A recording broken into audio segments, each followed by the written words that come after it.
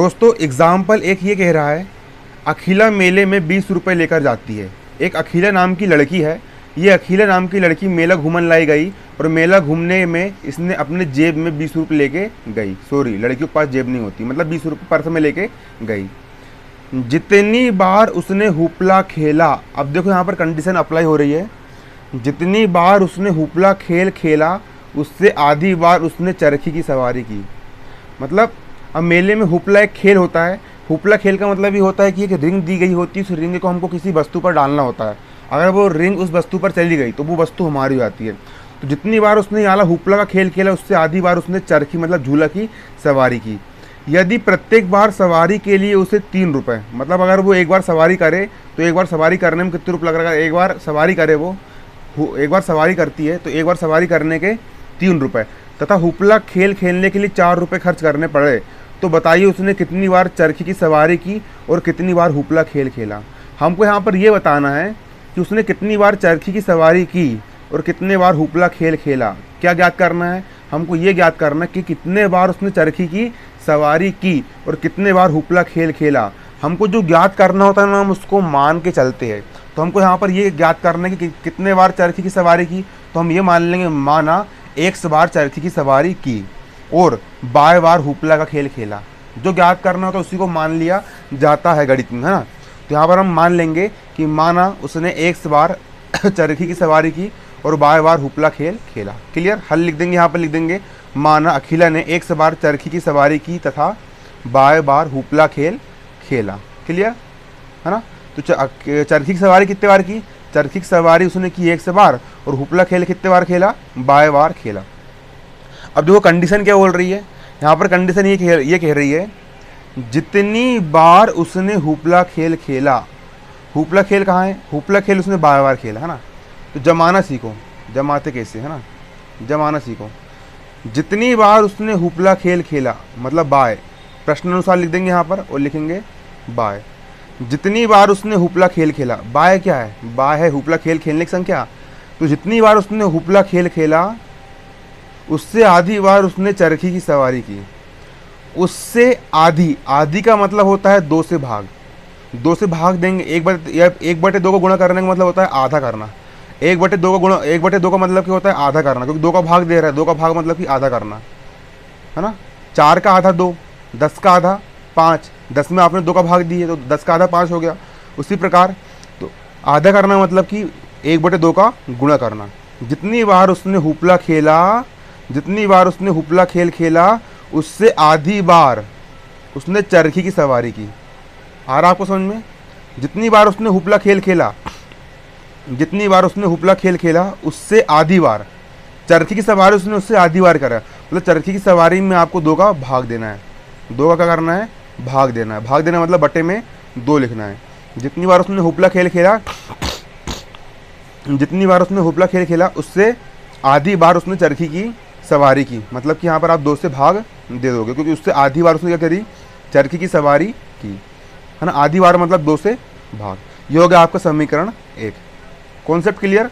जितनी बार उसने हुपला खेल खेला, 12 बार हुपला खेल खेला ना, जितनी बार उसने हुपला खेल खेला उससे आधी बार उसने चरखी की सवारी की। अब कुछ नहीं करना है यहाँ पर, सिंपल सी बात ये है।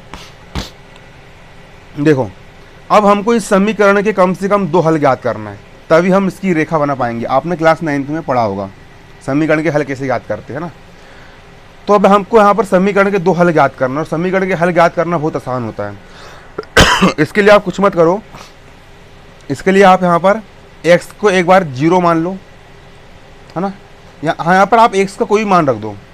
तो मैं मान ले रहा हूँ, माना समीकरण 1 में, ये समीकरण 1 हो गया आपका, है ना। माना समीकरण 1 में x बराबर 0 लेने पर, इस समीकरण 1 में हम x बराबर कितना ले लेंगे? 0 ले लेंगे। समीकरण 1 में x बराबर 0 लेने पर y का y बराबर का बराबर 1/2 का 1/2। x का मान कितना है? x का मान मैंने 0 लिया, तो यहाँ पर x की जगह मैं यहाँ पर 0 रख दूंगा। अब 0 में किसी भी संख्या गुणा करो 0 ही आता है। तो अब जब 0 में 1/2 गुणा करूँगा तो 0 ही आएगा। तो y का मान कितना आ गया? 0 आ गया। x का मान कितना था? x का मान 0 है, तो y का मान कितना आ गया? 0 आ गया। तो पहला हल ज्ञात कर लेंगे। हल कैसे लिखते हैं? हल इसको निर्देशांक ज्यामिति में इस प्रकार लिखा जाता है कि पहला x वाला लिखते हैं और दूसरा बाय वाला लिखते, पहले भुज और फिर कोटि। पहले एक्स वाला लिखेंगे, एक्स वाला मान है यहाँ पर 0 और बाय वाला मान है यहाँ पर 0, तो यहाँ पर लिख देंगे हम 0,0। क्लियर। इस समीकरण का हमको प्रथम हल ज्ञात हो गया। कर लिया आपने प्रथम हल ज्ञात। अब इस समीकरण का दूसरा हल भी ज्ञात करना है हमको। तो देखो दूसरा हल ज्ञात करने के लिए मैं क्या करूँगा, यहाँ पर x का एक आध और कोई दूसरा मान ले लो, कुछ भी मान रख सकते हो आप, 1 2 3 4 5 6 कुछ भी रख दो, है ना। आ रहा ना आपको, क्योंकि समीकरण के अनेक हल होते हैं, अपने नोवे में पढ़े। तो अब यहाँ पर मैं x का मान 2 रख दूंगा। तो समीकरण 1 में x बराबर 2 लेने पर, समीकरण 1 में मैं x का मान 2 रख दूंगा। तो बाय का बाय, बराबर का बराबर, 1/2 का 1/2, x का मान कितना रख दूंगा मैं, x का मान यहाँ पर मैं 2 रख दूंगा। क्लियर।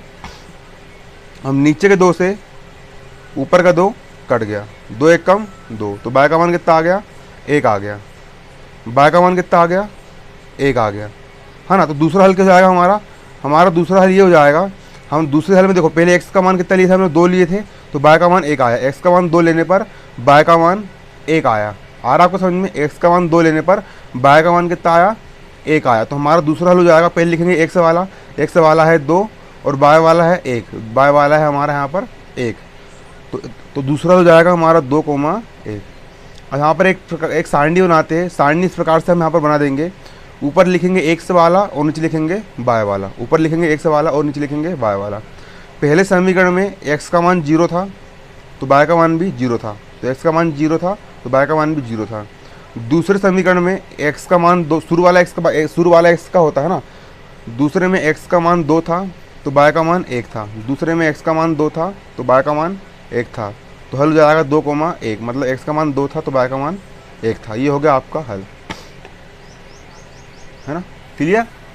अब देखिए, अब उसके बाद हम यहाँ पर अगली कंडीशन क्या कही है, हमको यहाँ पर ये कहा गया है कि देखो यदि सवाल में लिखा है ना, सवाल में आप पढ़ना अच्छे, सवाल में ही लिखा है, सवाल में ये लिखा है x क्या है, x है हुपला, x है चरखी की सवारी, x क्या है, चरखी की सवारी, और बा है हुपला खेल खेलने की संख्या, है ना।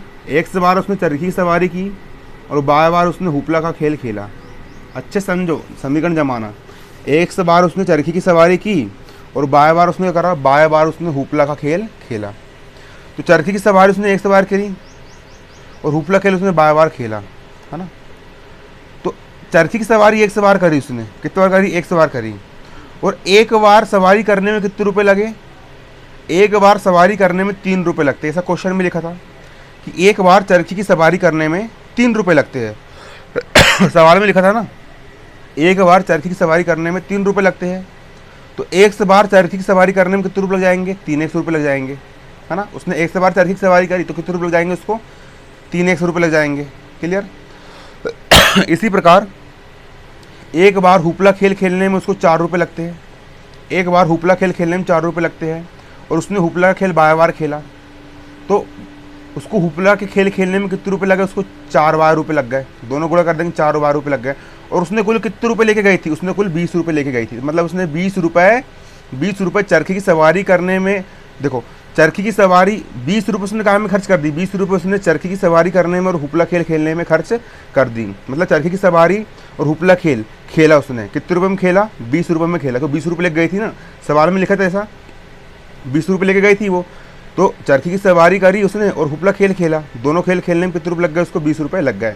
इस प्रकार हम यहाँ पर समीकरण जमा लेंगे, इसको हम देंगे समीकरण 2 नाम देंगे। क्लियर। अब उसी प्रकार इस समीकरण 2 के भी हम हल ज्ञात कर लेंगे, इसके हम हल ज्ञात कर लेंगे। हल ज्ञात करना बहुत आसान होता है, उसके लिए कुछ नहीं करेंगे। सबसे पहले हम यहाँ पर x समीकरण, इसमें x का मान 0 ले लेंगे, x का मान हम यहाँ पर 0 लेंगे। तो लिख दो यहाँ पर समीकरण 2 में x बराबर 0 लेने पर, समीकरण 2 में हम क्या ले लेंगे, समीकरण 2 में x बराबर 0 लेने पर, तो x का मान यहाँ पर हम इसकी जगह हम यहाँ पर 0 रख देंगे। क्लियर। तो रख दीजिए आप 0। देखो 0 कैसे रखोगे, 3 का 3 गुणा x के स्थान में रख दिया मैंने 0, धन का धन 4 बाय का 4 बाय, बराबर का बराबर 20 का 20। अब 3 गुणित 0, 3 शून्यम शून्य, धन का धन 4 बाय का 4 बाय, बराबर का बराबर 20 का 20। बराबर के इस तरफ 4 गुणे में है, पक्षांतर कर देंगे तो यहाँ पे बटे में जाएगा, बाय का बाय, बराबर का बराबर, 20 का 20। बराबर के इस तरफ 4 गुणे में, पक्षांतर कर दिया यहाँ पर बटे में आ गया, भाग दो, 4 एकम 4, 4 पंचे 20। बाय का मान कितना आ गया, बाय का मान हमारा यहाँ पर 5 आ गया। क्लियर। एक्स का मान हमने 0 लिए थे तो y का मान 5 आ गया, एक्स का मान 0 लिए थे तो y का मान 5 आ गया। शुरू में एक्स वाला मान लिखना है हमेशा और उसके बाद में y वाला मान लिखना है। तो प्रथम हल हो गया हमारा 0,5, एक्स का मान 0 और y का मान 5 है। क्लियर। अब इस समीकरण का हमको दूसरा हल भी याद करना है इस समीकरण का। तो एक बार हमने x बराबर 0 लिए तो हमको एक हल प्राप्त हो गया। अब एक बार हम y बराबर 0 ले लेंगे तो हमको दूसरा हल प्राप्त हो जाएगा। अब यहाँ पर हम y बराबर 0 ले लेंगे, यहाँ पर लिख दो समीकरण 2 में y बराबर 0 लेने पर 3x का 3x धन का धन 4 का 4 y का मान 0 4 गुड़ी y की जगह रख दिया मैंने 0 बराबर का बराबर 20 का 20 3x का 3x धन का धन 4 शून्य शून्य बराबर का बराबर 20 का 20। अब देखो बराबर किस तरफ 3 यहाँ गुणे में पक्षांतर कर देंगे, यहाँ पर बटे में आ गया x का x बराबर का बराबर 20 का 20 बराबर किस तरफ 3 गुणे में था पक्षांतर कर दिया, यहाँ पर बटे में आ गया। अब भाग दे दो 3 एक कम 3 का भाड़ा था बड़ो 20 से आगे ना बढ़े तो 3 छिंग 18 20 में से 18 का कितना बच गया 2 बच गया। भाग नहीं जा रहा लगा दिया दशमलव लोग यहाँ लग गया 0 फिर हो गया 20 फिर 3 छिंग 18 मतलब 6.6। आप भाग दे सकते हो रफ कॉपी में, भाग देना आपको आता है, दूसरी क्लास में आपने पढ़े होंगे ना। तो यहाँ पर एक्स का मान आ गया 6.6, एक्स का मान आ गया 6.6। क्लियर। तो दूसरा हमारा हो जाएगा, पहले लिखेंगे एक्स वाला है हमारा 6.6, हमेशा एक्स वाला को पहले लिखना है। एक्स वाला मान हो गया हमारा 6.6, यहाँ पर लिख देंगे हम 6.6 और y बराबर था 0 तो y का मान था यहाँ पर हमारा 0। ये हो गया हमारा दूसरा हल।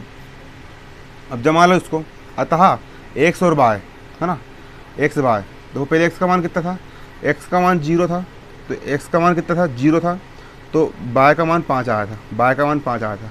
बन गए जमाते, x का मान 0 y का मान 5, x का मान 0 y का मान 5।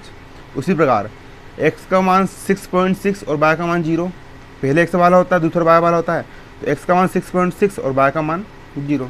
आ गया आपको दोनों रेखाओं के आपके हल आ गए, 2 समीकरण बने आपके और दोनों समीकरण के आपके हल आ गए। अब कुछ नहीं करना है, सिंपल सा ग्राफ बनाना है। ग्राफ बनाना बहुत आसान है, आप लोगों ने 9वीं क्लास में उसको पढ़ा था। बहुत आसान काम है ग्राफ बनाना, है ना, बच्चे लोग का काम है ये, आराम से बन जाता है ग्राफ। दिख रहा है सब लोग को?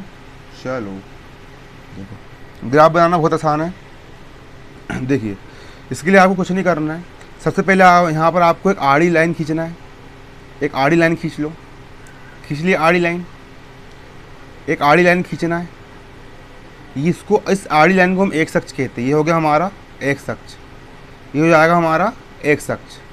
क्लियर। इस आड़ी लाइन को हम एक्स अक्ष बोलते हैं, ये हो गया हमारा एक्स अक्ष। इसको इस रेखा को हम बोलेंगे एक्स और इसको हम बोलेंगे एक्स डैश। क्लियर।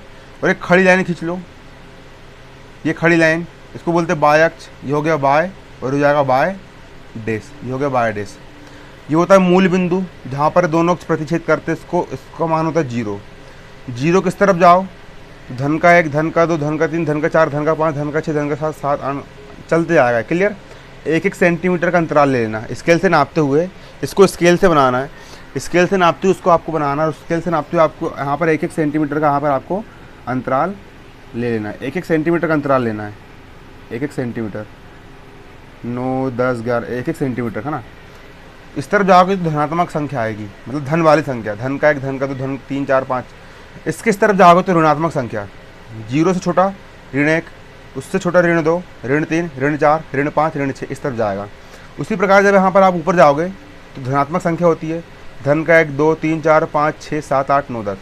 उसी प्रकार जब नीचे आओगे तो ऋण का 1 ऋण का 2 ऋण का 3 ऋण का 4 ऋण का 5 इस प्रकार से यहाँ पर ऋणात्मक संख्याएँ आएगी। क्लियर। आ रहा आपको समझ में? अब देखो सिंपल सी बात है, हमारा जो पहला समीकरण था, पहला समीकरण उसका हमने यहाँ पर ये बनाए थे डब्बा है। पहला समीकरण, पहले समीकरण के ये 2 हल आए थे। हमारा पहला हल आया था 0,0 और दूसरा हल आया था हमारा 2,1। हमारे समीकरण का पहला हल आया था 0,0 और दूसरा हल आया था 2,1 आया था हल। पहला हल था 0,0, दूसरा हल था 2,1। तो पहला 0,0 था, मतलब x का मान भी 0 और y का मान भी 0। तो यहाँ पर बना दो इसको, देखो x, ये x अक्ष है, x अक्ष पर भी 0 और y अक्ष पर भी 0। तो पहला बिंदु ये हो गया हमारा 0,0, पहला बिंदु ये वाला हो गया, इस बिंदु का नाम है 0,0। क्लियर। दूसरा बिंदु था हमारा 2,1, मतलब x का मान 2 और y का मान 1। x का मान कितना, देखो x का मान 2 और y का मान कितना, y का मान 1। x का मान 2 और y का मान 1। अरे देखो यहाँ पर x का मान 2 और y का मान 1, क्लियर है ना। x का मान 2 और y का मान 1। अब बिंदु देखो कहाँ मिलेगा अपन को, कुछ मत करो, स्केल रखो और स्केल से इसको ऊपर बढ़ाओ। इसको मैं ऊपर बढ़ा रहा हूँ, बढ़ाया, y का मान 1 है, इसको इस तरफ बढ़ाओ, सीधी बिल्कुल ये बढ़ाया इस तरफ। तो y बराबर 1 और x बराबर 2 पर प्रतिच्छेद बिंदु हमको ये प्राप्त हुआ। तो ये बिंदु का मान हो जाएगा 2,1, क्लियर। 2,1 मतलब कि 2 शुरू वाला x वाला होता है तो ये x अक्ष पर 2 पे आके मिल रहा है, और बाद वाला y वाला होता है तो ये y अक्ष पर 1 पर आकर के मिल रहा है। तो ये बिंदु हो जाएगा हमारा 2,1, ये बिंदु हो जाएगा हमारा 2,1, क्लियर हो गया। हमारे समीकरण का पहला बिंदु आ गया 0,0 और दूसरा बिंदु आ गया हमारा 2,1। अब कुछ नहीं करना है, इन दोनों बिंदुओं से जाती हुई एक रेखा खींच देना है। अब स्केल को इस प्रकार से जमाओ कि दोनों बिंदु से होकर के जाने वाली एक रेखा को यहाँ पर रट से खींच दो, खचाकने से खींच दिए। अब उसी प्रकार अब एक रेखा हमारी आ चुकी है, और ये रेखा कौन सी है हमारी, हमने इस समीकरण को हल करते हैं y बराबर x/2। जितनी बार उसने हुपला खेला उससे आधी बार उसने चरखी की सवारी करी, वो रेखा हमारी ये वाली हो गई, है ना। इस प्रकार हमने यहाँ पर ग्राफ में रेखा को दर्शा दिए। ग्राफ में इस प्रकार रेखा को दर्शाया जाता है। अब देखो अगला समीकरण हमारा क्या था, अगला समीकरण हमारा था, अगले बार हमारा x का मान आया था 6.6 और y का मान था हमारा 0। हमारा x का मान कितना था, हमारा x का मान था 6.6 और हमारा y का मान था 0। तो x अक्ष पर देख लो 6.6 कहाँ है, तो x अक्ष पर 1 2 3 4 5 6, 6.1 2 3 जी यहाँ पर रहेगा 6.6, 6 और 7 के बीच में यहाँ पर रहेगा 6.6। देखो x अक्ष पर हमारा शुरू वाला x अक्ष का होता है ना, तो x अक्ष में आ गया 6.6, है ना। x वाला था 6.6, x वाला 6.6, तो यहाँ पर आ गया x अक्ष में आ गया 6.6, और यहाँ पर y का मान कितना था, 0 था। तो यहाँ पर y अक्ष का मान कितना था, यहाँ पर y का मान था हमारा 0, तो y का मान हो गया 0 और x का मान हो गया 6.6। तो ये जो बिंदु है, ये बिंदु कहलाएगा हमारा 6.6,0, क्योंकि पहला x अक्ष का होता है तो x अक्ष पर ये बिंदु 6.6 पर मिल रहा है, और दूसरा y अक्ष का होता है तो y अक्ष पर ये बिंदु कहाँ मिल रहा है, तो y अक्ष पर ये बिंदु हमारा 0 पर आकर के मिल रहा है। y अक्ष पर ये बिंदु हमारा 0 पर आकर के मिल रहा है, तो इस बिंदु को हम बोलेंगे 6.6,0। अब हमारा अगला क्या था, हमारा अगला था 0,5, मतलब कि x का मान 0 और y का मान 5, क्लियर। तो x का मान हो गया 0 और y का मान हो गया 5, तो ये बिंदु कहलाएगा 0,5। x का मान शुरू वाला x का होता है 0, तो x अक्ष पर ये बिंदु कहाँ मिल रहा है, 0 पर आकर के मिल रहा है, 0 है ना, 0 पर आकर के मिल रहा है, और y अक्ष पर ये कहाँ मिल रहा है, 5 पर मिल रहा है, तो ये बिंदु कहलाएगा 0,5। अब समीकरण का हमारा एक बिंदु ये हो गया और दूसरा बिंदु हमारा ये हो गया। अब इन दोनों बिंदु जाती हुई हमने यहाँ पर एक रेखा खींच देंगे, तो ये रेखा हो जाएगी हमारी 3x-4y बराबर 20, दूसरा समीकरण वाली रेखा। और ये दोनों रेखाएं इस बिंदु पर प्रतिच्छेद करती है। तो ये बिंदु का मान कितना है, ये बिंदु का मान ज्ञात करना बहुत आसान है। इसको पहले एक सवाल लिखते थे, इसको पहले x अक्ष पर कहाँ मिल रहा है, ये x अक्ष पर 4 पर मिल रहा है, तो x का मान हो गया 4, और y अक्ष पर कहाँ मिल रहा है, y अक्ष पर 2 पर मिल रहा है, तो y अक्ष का मान हो गया 2। इस प्रकार यहाँ पर हमारा समीकरण हल हो गया। यहाँ पर देखो सिंपल सी बात है, ये दोनों रेखा कैसी है, प्रतिच्छेदी है, क्योंकि दोनों रेखा एक दूसरे को काट रही है, तो रेखा कैसी हो जाएगी, प्रतिच्छेदी हो जाएगी। रेखा कैसी हो जाएगी, प्रतिच्छेदी हो जाएगी। x का मान आ गया हमारा 4 और y का मान आ गया हमारा 2, मतलब कि उसने 4 बार कौन सा खेल खेला, 4 बार उसने चरखी की सवारी करी और 2 बार उसने हुपला खेल खेला। हमने x क्या माना था, हमने x माने थे चरखी की सवारी, मतलब 4 बार उसने चरखी की सवारी करी और 2 बार उसने हुपला का खेल खेला। आ रहा है समझ में, बरखुरदार, क्लियर। देखो यहाँ पर हम लिख देंगे, दोनों समीकरण निरूपित करने वाली दोनों रेखा एक दूसरे को बिंदु 4,2 पर प्रतिच्छेद करती है। प्रतिच्छेद मतलब एक दूसरे को काटती है। चलो अब अगला सवाल करवाऊंगा।